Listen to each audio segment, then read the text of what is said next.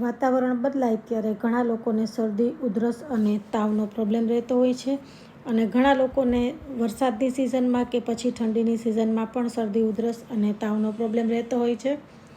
તો આ વિડીયો ખાસ આ લોકો માટે જ છે, તો વિડીયોને સ્કીપ કર્યા વગર એન્ડ સુધી જુઓ.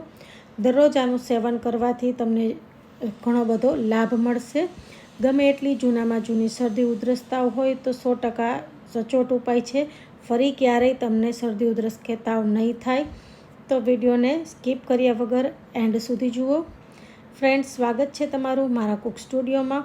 ફ્રેન્ડ્સ, મારી રેસિપી ગમતી હોય તો વિડીયોને લાઇક અને શેર કરજો અને ચેનલ પર નવા હોય તો સબસ્ક્રાઈબ કરી સાથે આપેલું બેલ આઇકન પ્રેસ કરજો. તો ચાલો બનાવવાનું શરૂ કરીએ. તેના માટે આપણે અહીંયા 200 ગ્રામ આદું લીધો છે. એકદમ તાજો હોય એવો આદું લીધો છે. સાથે આપણે 50 ગ્રામ હળદર લીધી છે.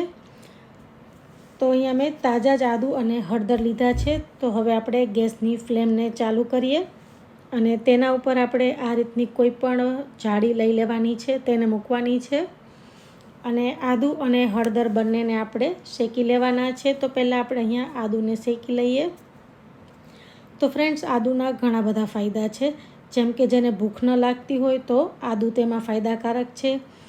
કમળામાં પણ આદું લાભકારી છે. ગેસ થયો હોય, વાયુ હોય તેમાં પણ આદું એકદમ ફાયદાકારક છે. ગળાના કાકડાની પ્રોબ્લેમ હોય તો તેમાં પણ ઘણો બધો ફાયદો કરાવે છે. દાંતની સમસ્યા હોય જેવી કે પાયોરિયા વગેરેમાં પણ આદું ખૂબ જ ફાયદાકારક છે. સ્નાયુ નબળા હોય કે ચક્કર આવતા હોય તો પણ આદું ખૂબ જ ફાયદાકારક છે. તો ફ્રેન્ડ્સ, આ રીતે આપણે આદું ઘણો બધો ફાયદાકારક છે, તો તેનું ખાસ સેવન કરવું જોઈએ. તો આ રીતે જ્યારે આપણે શેકાવા લાગે આદું ત્યારે આ રીતે આપણે ચેન્જ કરી નાખશું. બંને બાજુ આપણે એકદમ સારી રીતે આદુને શેકી લેવાનો છે. ઉપરની સ્કીન છે તે થોડી બળીને કાળી થઈ જાય ત્યાં સુધી આપણે એને શેકવાનો છે. એમાંથી ફટાકડા જેવું ફૂટવા લાગશે ત્યારે આદું શેકાઈ ગયો એવું કહેવાય. તો ફ્રેન્ડ્સ, આપણો આદું એકદમ સરસ શેકાઈ ગયો છે. તો આ રીતે ઉપરની સ્કીન થોડી કાળી થઈ જાય અને ફટાકડા ફૂટવા લાગે એટલે સમજવાનું કે એકદમ સરસ શેકાઈ ગયો છે. તો આ રીતે આપણે આદું સારી રીતે શેકી લીધો છે. તો હવે આપણે હળદરને પણ એ જ રીતે શેકવાની છે. તો આદુને આપણે લઈ અને સાઈડ પર મૂકી દઈએ અને હવે આપણે હળદરને શેકવાની છે. તો ફ્રેન્ડ્સ, હળદરના પણ ઘણા બધા ફાયદા છે.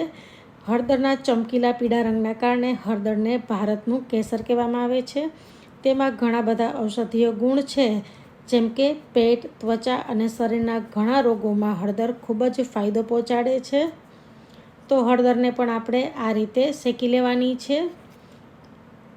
એનો પણ ઉપરની સ્કીન કાળી થઈ જાય અને ફટાકડા ફૂટવા લાગે એટલે સમજવાનું કે હળદર એકદમ સરસ શેકાઈ ગઈ છે. તો આ રીતે આપણે આદું અને હળદર બંનેને શેકીને જ ઉપયોગમાં લેવાના છે. તો હળદર પણ એકદમ સરસ શેકાઈ ગઈ છે. હું તમને નજીકથી બતાવી દઉં. આ રીતની આપણે પ્રોપર શેકી લેવાની છે. તો હળદર અને આદું બંને થોડા ઠંડા થાય ત્યાં સુધી તેને આપણે ઠંડા કરી લેવાના છે. તો ફ્રેન્ડ્સ, એકદમ સરસ બંને શેકાઈ ગયા છે અને થોડા ઠંડા પણ થઈ ગયા છે. તો હવે આપણે આ રીતે ચમચીની મદદથી તેની સ્કીન કાઢી લેવાની છે.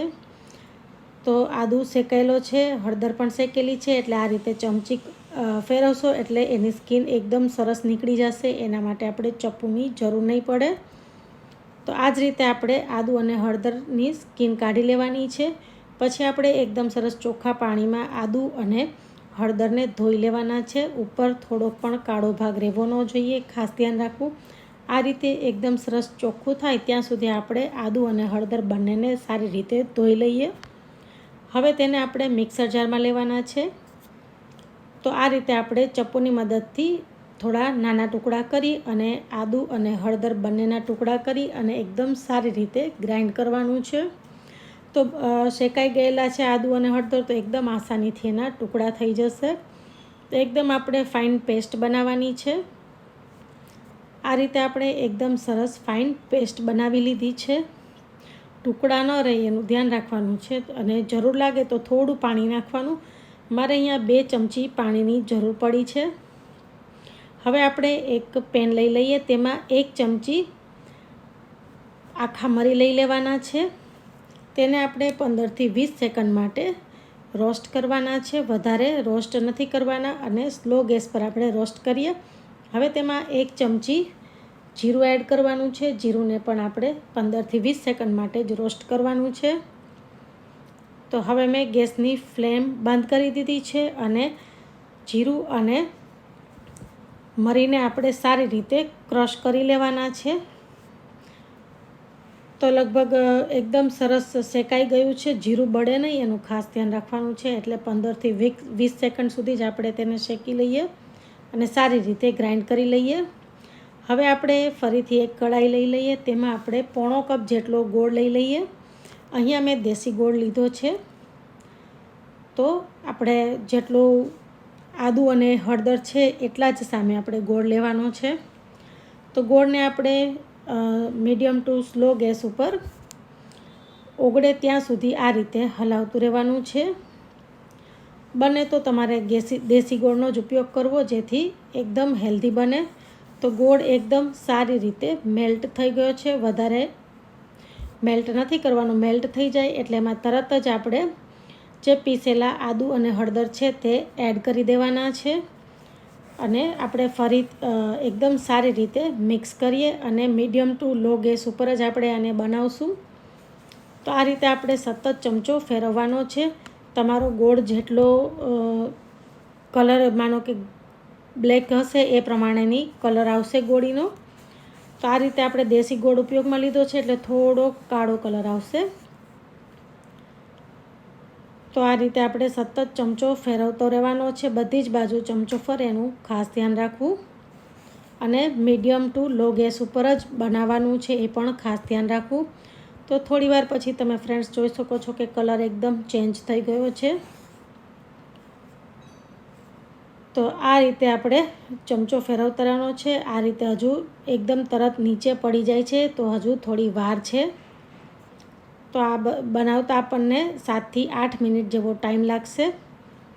તો એકદમ સરસ ઘાટું એવું મિક્સર આપણું બની ગયું છે. હું ફરીથી તમને ચમચામાં લઈ અને બતાવી દઉં. તો આ રીતની કન્સિસ્ટન્સી આવે એવું આપણે જોઈએ છે. તો એકદમ પરફેક્ટ કન્સિસ્ટન્સી આવી ગઈ છે. તો બસ હવે આ જ ટાઈમ પર આપણે જે મરી અને જીરોનો ભૂકો કર્યો છે તે એડ કરી દેવાનો છે. તો હવે આપણે તેમાં મરી અને જીરુંનો ભૂકો એડ કરીએ. તો આ રીતની કન્સિસ્ટન્સી આવે ત્યાર પછી જ આપણે તેમાં મરી અને જીરુંનો ભૂકો એડ કરીએ અને સારી રીતે મિક્સ કરી દેવાનું છે. બધું સારી રીતે મિક્સ થઈ જાય એટલે આપણે ગેસની ફ્લેમ બંધ કરી દેવાની છે અને તેને આપણે તરત જ બીજા એક બાઉલમાં ટ્રાન્સફર કરી લેવાનું છે. તો ફ્રેન્ડ્સ તમે જોઈ શકો છો કે એકદમ સરસ પરફેક્ટ કન્સિસ્ટન્સી આવી ગઈ છે. આ જ રીતની કન્સિસ્ટન્સી આપણે જોઈએ છે. તો હવે ગેસની ફ્લેમ બંધ કરી દીધી છે. તેને એક બીજા બાઉલમાં લઈ લઈએ અને એકદમ સારી રીતે રૂમ ટેમ્પરેચર ઉપર આવે ત્યાં સુધી ઠંડુ થવા દઈએ. તો હવે રૂમ ટેમ્પરેચર પર એકદમ સરસ આવી ગયું છે. તો ફ્રેન્ડ્સ જો તમને શરદી ઉધરસ ઓલરેડી થઈ ગયેલા છે તો તમારે આ જ રીતે એમનામ જ આનું તમે સેવન કરી શકો છો. તો આપણે 2 ચમચી જેટલું અલગથી કાઢી લઈએ. જો તમને ઓલરેડી શરદી ઉધરસ છે તો તમારે એઝ ઇટ ઇઝ આનું સેવન કરવાનું છે અને પ્રિકોશન્સ તરીકે લેતા હોય તો તમે તેમાં 4 ચમચી આમચૂર પાવડર એડ કરી શકો છો. તો હું અત્યારે 2 ચમચી જેટલું મેં અલગથી કાઢી લીધું છે. હવે બચેલામાં હું 4 ચમચી આમચૂર પાવડર એડ કરીશ. તેનાથી સ્વાદ ખૂબ જ સરસ આવશે. જો શરદી ઉધરસ થઈ ગયા હોય તો આમચૂર પાવડર અવોઇડ કરવાનો છે. તો આમચૂર પાવડરને એકદમ સારી રીતે મિક્સ કરી દઈએ.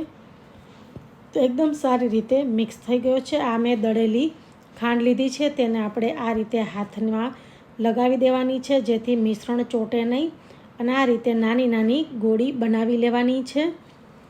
જો શરદી ઉધરસ ન હોય ત્યારે તમે આ ગોળી ખાઈ શકો છો. તો એકદમ પરફેક્ટ એવું આપણું મિક્સચર બન્યું છે. આ જ રીતે આપણે બીજી ગોળી વાળી લેવાની છે. તમે હાથમાં ચોટે નહીં તેના માટે ઘીનો પણ ઉપયોગ કરી શકો છો. ઘીવાળા હાથ કરી અને ગોળી બનાવી શકો છો. તો એકદમ સરસ ગોળી બની જાય છે. તો આપણે આ જ રીતે બધી જ ગોળીને વાળી અને દળેલી ખાંડમાં આપણે રગદોળી લેવાની છે. તો એકદમ સરસ બધી જ ગોળીઓ વાળી લીધી છે અને આ રીતે આપણે સારી રીતે દળેલી ખાંડમાં રગદોળી લીધી છે. હવે તેમાંથી આપણે ફરીથી હાથમાં ગોળી લઈ લઈએ અને આ રીતે ગોળ ગોળ ફેરવીએ, જેથી વધારાની જે દળેલી ખાંડ છે તે નીકળી જાય. તો ફ્રેન્ડ્સ, તમે જોઈ શકો છો કે એકદમ પરફેક્ટ એવી આપણી આદુની ગોળી બનીને તૈયાર છે. આને તમે 1 વર્ષ સુધી ફ્રીજમાં સ્ટોર કરીને રાખી શકો છો. જ્યારે પણ જરૂર હોય ત્યારે તે ઉપયોગમાં લઈ શકો છો. તો ફ્રેન્ડ્સ, તમે એકદમ એરટાઇટ ડબ્બામાં ભરી અને ફ્રીજમાં મૂકીને 1 વર્ષ સુધી સાચવી શકો છો. જ્યારે શરદી ઉધરસ હોય ત્યારે તમારે સીધું આમ જ સેવન કરવાનું છે, આમચૂર પાવડર અને ખાંડ વગર. અને તમે એમ જ પેટ કે કોઈ પણ બીજી સમસ્યા માટે ખાતા હોય ત્યારે તમે આમચૂર પાવડર અને દળેલી ખાંડવાળી ગોળી ખાઈ શકો છો. તો ફ્રેન્ડ્સ, આઈ હોપ કે આજની મારી આ રેસિપી તમને ખૂબ પસંદ આવી હશે. તો વિડીયોને લાઇક અને શેર કરજો અને ચેનલ સબસ્ક્રાઈબ ન કરી હોય તો સબસ્ક્રાઈબ કરી સાથે આપેલું બેલ આઇકન પ્રેસ કરો. ફરી મળીએ નવી રેસિપી સાથે. Take care.